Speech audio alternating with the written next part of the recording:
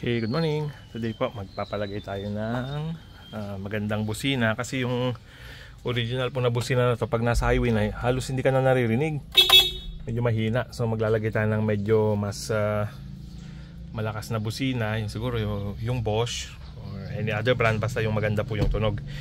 And then ipapasabay na rin po natin itong na-order natin online kay sino bang supplier nito? Sa Orion ko po na order. So galing mismo sa Orion PH sa Quezon City. So nakita ko sila sa Facebook, then nagtry ako. So COD po ito. Parang 1.9 yata yung unit, pero dahil sa shipping umabot ng 2,100 yata.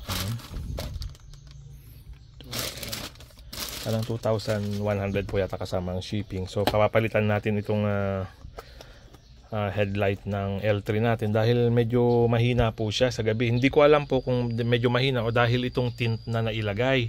Pero itong tint na pinalagay po natin is yung super light naman, pero talagang medyo mahina po siya sa gabi lalo na pag maulan saka sa asfalto. So ang na-order po natin is yung Orion Sigma. Meron pa pong higher grade to.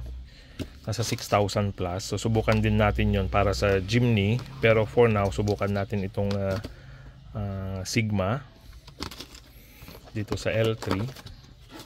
So plug and play naman po siya, yun ang nakalagay sa box niya, 100% plug and play. So hindi po ito kailangan mag-rewire na makakasira ng warranty, lalo na sa ganitong mga brand new units na under warranty pa.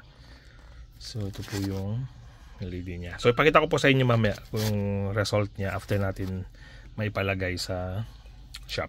Okay? Salamat po.